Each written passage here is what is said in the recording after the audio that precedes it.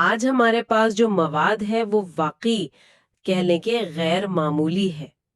یہ ابتدائے اسلام کی ایک ایسی کہانی ہے جس میں طاقت، تکبر، سیاست اور خدائی مداخلت یہ سارے عناصر شامل ہیں۔ ہم ایک یوٹیوب ویڈیو کے ٹرانسکرپٹ کی بنیاد پر ایک ایسی اسلامی روایت کو سمجھنے کی کوشش کریں گے جو پیغمبر اسلام صلی اللہ علیہ وآلہ وسلم کا تمسخر اڑانے والے قریش کے 5 بڑے سرداروں کے انجام سے متعلق ہے۔ اور ہمارا مقصد صرف یہ جاننا نہیں کہ کیا ہوا، بلکہ یہ سمجھنا ہے کہ اس واقعے کی گہرائی میں کیا پیغام چھپا ہے۔ بالکل، یہ کہانی ہمیں اس وقت میں واپس لے جاتی ہے جب پیغمبر اسلام نے 3 سال کی خفیہ دعوت کے بعد اللہ کے حکم سے اعلانیہ تبلیغ کا آغاز کیا، اور یہ مکہ کے لیے آپ سمجھیں کہ ایک زلزلے کی طرح تھا۔ اس کہانی میں ایک طرف پیغمبر اسلام ہے اور دوسری طرف وہ طاقتور سردار جو اپنے سماجی ڈھانچے کو بچانے کی کوشش کر رہے ہیں، اور ان سب کے درمیان ایک فیصلہ کن کردار ہے حضرت جبرائیل علیہ السلام کا، جنہیں اسلامی عقیدے میں محض وحی لانے والا فرشتہ نہیں بلکہ اللہ کے فیصلوں کو نافذ کرنے والی ایک طاقتور ہستی کے طور پر بھی دیکھا جاتا ہے۔ تو آئیے اس کا جائزہ لیتے ہیں۔ جب اعلانیہ دعوت شروع ہوئی تو ظاہر ہے مخالفت بھی کھل کر سامنے آ گئی۔ خاص طور پر تمسخر اور کردار کشی ایک بڑا ہتھیار تھا۔ اسی پس منظر میں قرآن کی یہ آیت نازل ہوئی، اِنَّا کَفَيْنَاكَ الْمُسْتَهْزِئِينَ، یعنی بے شک ہم ان مذاق اڑانے والوں کے شر سے آپ کے لیے کافی ہیں۔ یہ تو ایک طرح کا خدائی وعدہ تھا، ایک یقین دہانی۔ جی، اور اہل تفسیر کے مطابق یہ آیت خاص طور پر 5 افراد کے بارے میں تھی۔ ان کے نام ہیں ولید بن مغیرہ، اسود بن مطلب، اسود بن عبدی یغوس، حارث بن قیس اور عاص بن وائل۔ اور دلچسپ بات یہ ہے کہ یہ کوئی عام لوگ نہیں تھے۔ نہیں، بالکل نہیں۔ یہ اپنے قبیلوں کے سردار، مکہ کے معزز ترین اور امیر ترین لوگ تھے، اور روایت کے مطابق یہ 5 ایک ہی دن مختلف غیر معمولی طریقوں سے ہلاک ہوئے۔ چلیں سب سے پہلے اس شخص سے شروع کرتے ہیں جسے قریش کا دماغ سمجھا جاتا تھا، ولید بن مغیرہ۔ جی، ولید بن مغیرہ بنو مخزوم کا سردار تھا، جو قریش کی سب سے معزز شاخوں میں سے ایک تھی۔ وہ صرف امیر یا طاقتور ہی نہیں بلکہ اپنی فصاحت و بلاغت اور دانائی کی وجہ سے بہت مشہور تھا۔ اسے ریحانت القریش بھی کہتے تھے نا، قریش کا پھول۔ بالکل۔ تو ماخذ بتاتا ہے کہ جب حج کا موسم قریب آیا تو ولید نے تمام سرداروں کو اکٹھا کیا۔ اس کا مسئلہ یہ تھا کہ بھئی عرب بھر سے لوگ آئیں گے اور محمد صلی اللہ علیہ وآلہ وسلم کی باتیں سنیں گے، تو ہمیں ان کے سامنے ایک متفقہ بیانیہ پیش کرنا ہوگا۔ اس نے کہا کہ ہمیں کوئی ایک بات طے کرنی ہوگی جو ہم سب کہیں۔ اور یہاں پر بات واقعی دلچسپ ہو جاتی ہے۔ کچھ لوگوں نے تجویز دی کہ ہم انہیں کاہن یعنی نجومی کہیں گے۔ ولید نے فوراً رد کر دیا، کہا خدا کی قسم وہ کاہن نہیں ہے، ہم نے کاہنوں کو دیکھا ہے، ان کی باتوں میں وہ سجا اور تک بندی نہیں ہے۔ پھر کسی نے کہا مجنون کہہ دیتے ہیں۔ اس پر بھی اس نے کہا نہیں، ہم نے مجنون بھی دیکھے ہیں، ان میں وہ بہکی باتیں اور وسوسے نہیں ہیں۔ یعنی وہ خود ان الزامات کو رد کر رہا تھا۔ جی۔ پھر کسی نے شاعر کہنے کا مشورہ دیا۔ ولید نے کہا وہ شاعر بھی نہیں، ہم شعر کی تمام اقسام، رجز اور قصیدے سب جانتے ہیں، اس کی باتیں شعر نہیں ہیں۔ یہ نقطہ بہت اہم ہے، مطلب ولید جو خود زبان کا ماہر تھا، اپنی مخالفت کے باوجود لاشعوری طور پر قرآن کی عظمت کا اعتراف کر رہا تھا۔ بالکل، وہ تسلیم کر رہا تھا کہ یہ کلام ان تمام انسانی کیٹیگری سے بالا تر ہے جنہیں وہ جانتا ہے۔ آخرکار بہت سوچ بچار کے بعد وہ اس نتیجے پر پہنچا کہ سب سے مؤثر الزام ساحر یعنی جادوگر کا ہوگا۔ اس نے دلیل دی کہ اس کا کلام ایسا جادو ہے جو باپ بیٹے میں، بھائی بھائی میں اور میاں بیوی میں جدائی ڈال دیتا ہے۔ اچھا، یہ الزام اس لیے کارگر تھا کیونکہ یہ اسلام قبول کرنے کے بعد خاندانوں میں آنے والی تبدیلیوں کی ایک سطحی سی توجیہہ پیش کرتا تھا۔ جی بالکل۔ یعنی اس نے اپنی ذہانت کا استعمال سچ کو تسلیم کرنے کے بجائے اسے چھپانے کے لیے ایک نیا بیانیہ گھڑنے میں کیا۔ ماخذ میں ایک اور واقعے کا بھی ذکر ہے کہ اس نے پتھر سے آپ صلی اللہ علیہ وسلم پر حملہ کرنے کی کوشش کی، لیکن اس کی آنکھوں کے سامنے اندھیرا چھا گیا اور وہ آپ کو دیکھ ہی نہ سکا۔ اچھا، تو اس کا انجام کیا ہوا؟ روایت کے مطابق جب پیغمبر اسلام نے ان لوگوں کی شکایت کی تو جبرائیل علیہ السلام ظاہر ہوئے اور ولید بن مغیرہ کی پنڈلی کی طرف اشارہ کیا۔ کچھ عرصے بعد ولید کا گزر بنو خزاعہ کے ایک شخص کے پاس سے ہوا جو اپنے تیر بنا رہا تھا۔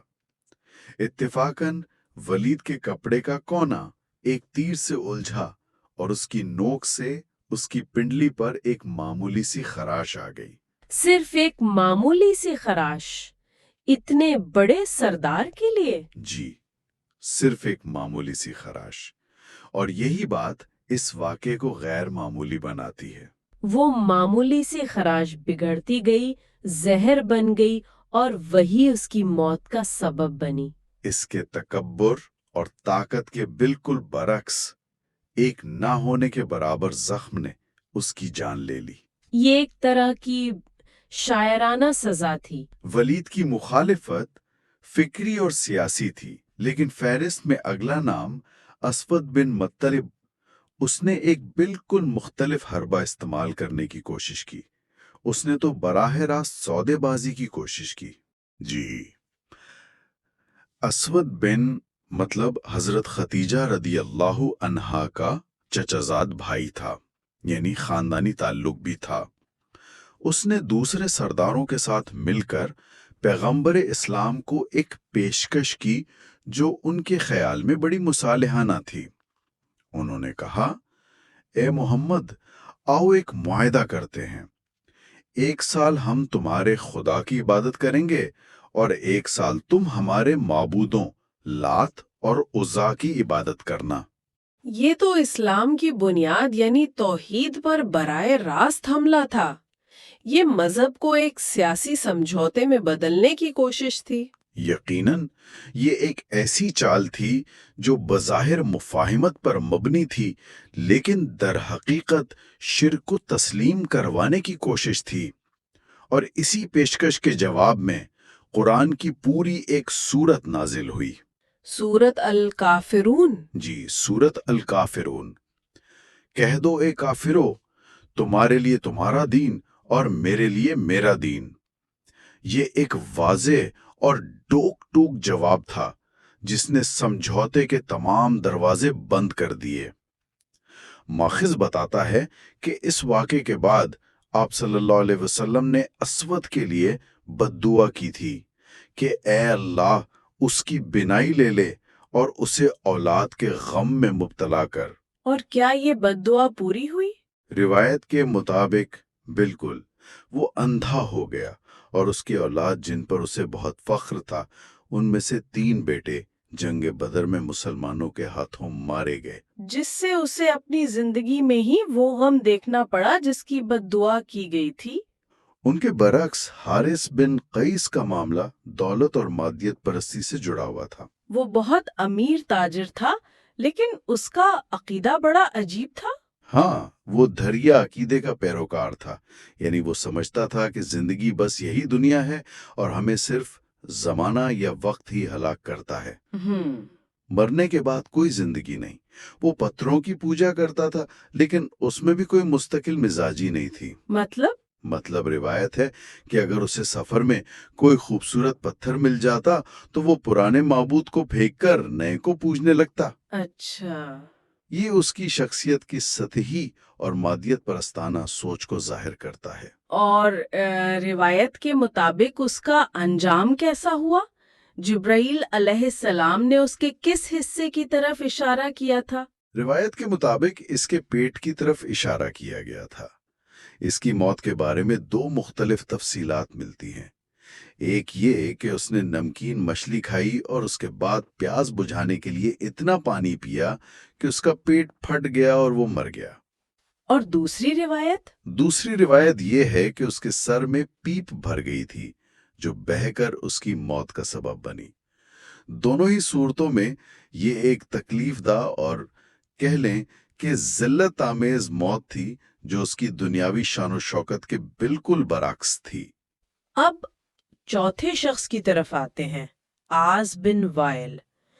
اس کا معاملہ بہت ذاتی اور تکلیف دہ لگتا ہے، خاص طور پر اس کے اپنے خاندان کے حوالے سے۔ بلا شبہ عاص بن وائل دو عظیم صحابہ حضرت عمرو بن العاص اور حضرت ہشام بن العاص رضی اللہ عنہم کا والد تھا۔ جب اس کے بیٹے ہشام نے اسلام قبول کیا تو اس نے اسے زنجیروں سے باندھ دیا اور روزانہ کوڑے مارتا تھا تاکہ وہ دین چھوڑ دے۔ یہ تو باپ کی طرف سے بیٹے پر شدید ظلم تھا۔ جی، لیکن اس کی سب سے مشہور گستاخی وہ ہے جس کا تعلق قرآن کی مختصر ترین سورت الکوثر سے ہے۔ جی بالکل۔ جب پیغمبر اسلام کے بیٹے حضرت قاسم یا حضرت عبداللہ کا بچپن میں انتقال ہوا تو عرب کے رواج کے مطابق جس شخص کا کوئی مرد وارث نہ ہو اسے ابتر کہہ کر طعنہ دیا جاتا تھا۔ ابتر کا مطلب ہے نسل کٹا یا جس کا نام و نشان مٹ جائے۔ جی، اور یہ اس معاشرے میں سب سے بڑی سماجی توہین تھی۔ عاص بن وائل نے آپ صلی اللہ علیہ وسلم کو یہی طعنہ دیا اور خوشی منائی کہ اب ان کا نام لیوا کوئی نہیں رہے گا۔ یہ ایک باپ کے غم پر خوش ہونے والی انتہائی سنگ دلی تھی۔ اور اسی پر اللہ تعالیٰ نے اپنے پیغمبر کو تسلی دیتے ہوئے سورۃ الکوثر نازل فرمائی، انا آتینا کل کوثر ان شانئک هو الابتر۔ بے شک ہم نے آپ کو کوثر عطا فرمائی، بے شک آپ کا دشمن ہی بے نام و نشان ہے۔ اور تاریخ نے ثابت کیا کہ یہ پیشگوئی کس طرح پوری ہوئی۔ اور اس کی اپنی موت بھی اتنی عبرتناک تھی۔ روایت کہتی ہے کہ جبریل علیہ السلام نے اس کے پاؤں کے تلوے کی طرف اشارہ کیا۔ کچھ عرصے بعد وہ طائف جا رہا تھا کہ اس کے پاؤں میں کانٹا چبھ گیا، ایک معمولی سا کانٹا۔ صرف ایک کانٹا؟ جی، لیکن اس کے زہر سے اس کا پورا پاؤں سوج کر اونٹ کی گردن جیسا ہو گیا اور وہ چیختا چلاتا اسی تکلیف سے مر گیا۔ پھر وہی نمونہ، ایک عظیم تکبر کا انجام ایک حقیر سی چیز سے ہوا۔ اور آخر میں پانچواں شخص اسود بن عبد یغوث، اس کا انداز تنزیہ اور گستاخانہ تھا۔ ہاں، وہ آپ صلی اللہ علیہ وسلم کو دیکھ کر کہتا تھا، اے محمد، کیا آج آسمان سے کوئی بات نہیں ہوئی؟ یہ وحی کا مذاق اڑانے کا اس کا اپنا انداز تھا۔ اور وہ رشتے میں بھی کچھ لگتے تھے۔ جی، وہ آپ کے ماموں کا بیٹا یعنی آپ کا خالہ زاد بھائی بھی تھا۔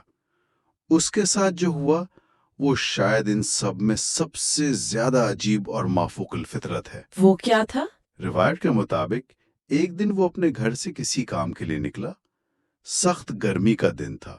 اچانک اسے ایک زہریلی گرم ہوا کا جھونکا لگا جسے عربی میں سموم کہتے ہیں۔ اس ہوا نے اس کے چہرے کو جھلسا کر بالکل سیاہ کر دیا۔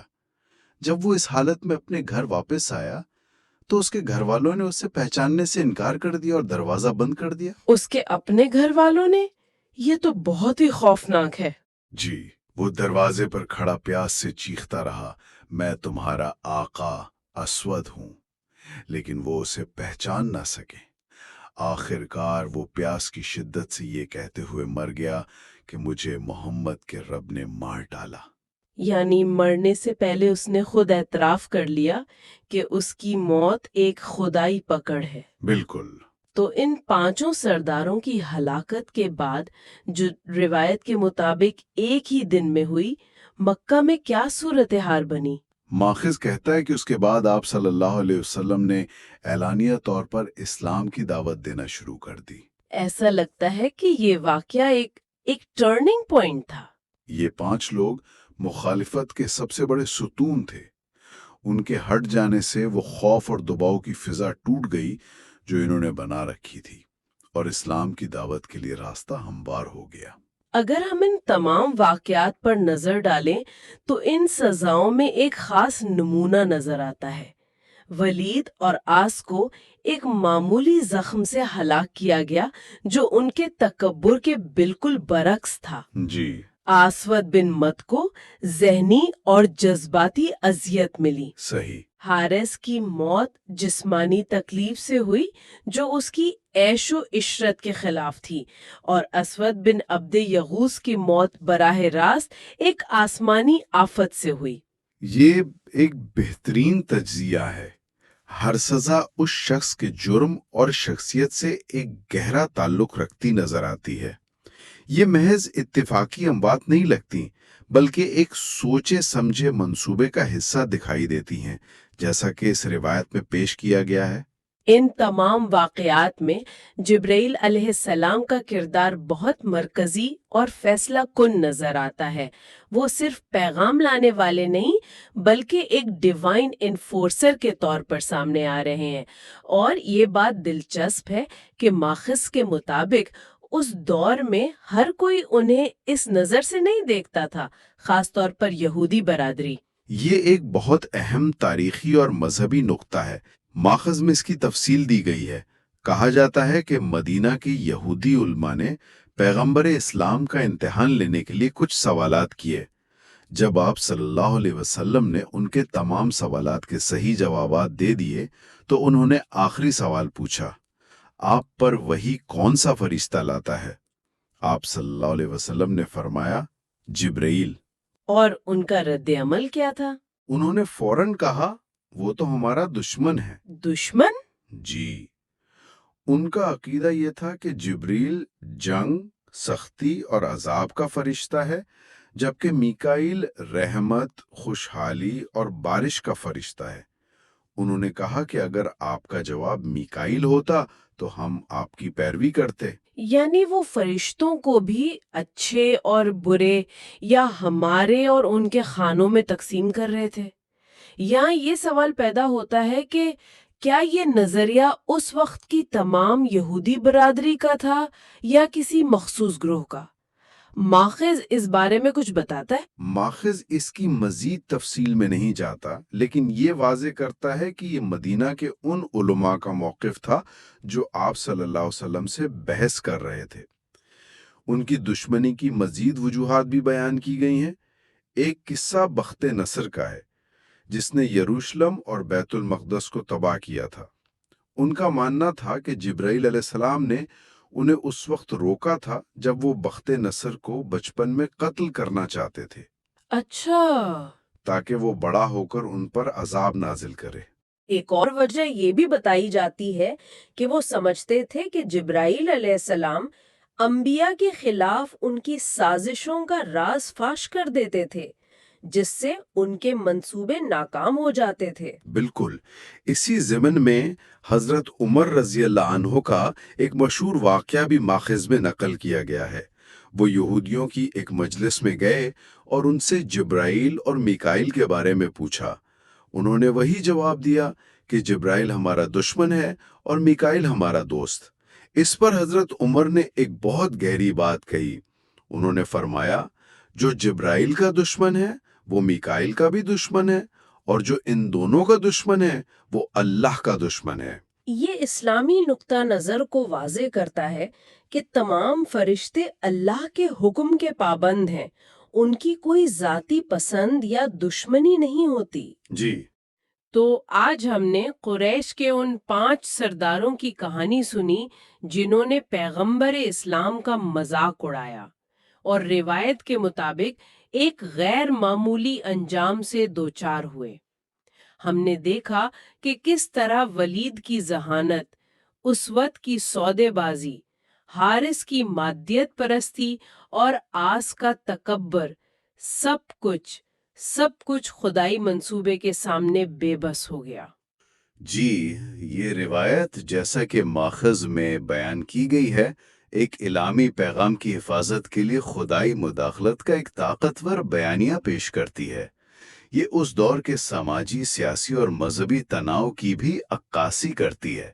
یہ ہمیں دکھاتی ہے کہ ابتدائی مسلمانوں کے لیے ایمان لانا صرف ایک عقیدے کا معاملہ نہیں تھا، بلکہ مکہ کے پورے طاقتور نظام سے ٹکرانے کے مترادف تھا۔ اور آخر میں ایک سوال جو ذہن میں آتا ہے وہ اس سے بھی بڑا ہے۔ یہ کہانی ہمیں سوچنے پر مجبور کرتی ہے کہ طاقت، ایمان اور تمسخر کے درمیان کیا رشتہ ہے۔ جب کوئی نیا نظریہ یا پیغام کسی قائم شدہ نظام کو چیلنج کرتا ہے تو اس نظام کے محافظوں کا پہلا رد عمل اکثر تمسخر اور تہذیب ہی کیوں ہوتا ہے؟ یہ ایک بہت اہم نکتہ ہے، اور اسی سے جڑا ایک اور سوال بھی ہے جس پر ہمارے سامعین غور کر سکتے ہیں۔ دیکھیں، مختلف تہذیبوں اور قوانین میں آزادی اظہار اور توہین مذہب کے درمیان ایک باریک لکیر کھینچنے کی کوشش کی جاتی ہے۔ یہ روایت اس لکیر کو عبور کرنے کے الہامی نتائج کی ایک مثال پیش کرتی ہے۔ آج کے دنیا میں جہاں یہ بحث اور بھی شدید ہو چکی ہے، اس لکیر کا تعین کون کرتا ہے اور اسے عبور کرنے کے نتائج کیا ہونے چاہیے؟ یہ ایک ایسا سوال ہے جس کا جواب ہر معاشرہ اپنے اپنے انداز میں تلاش کر رہا ہے۔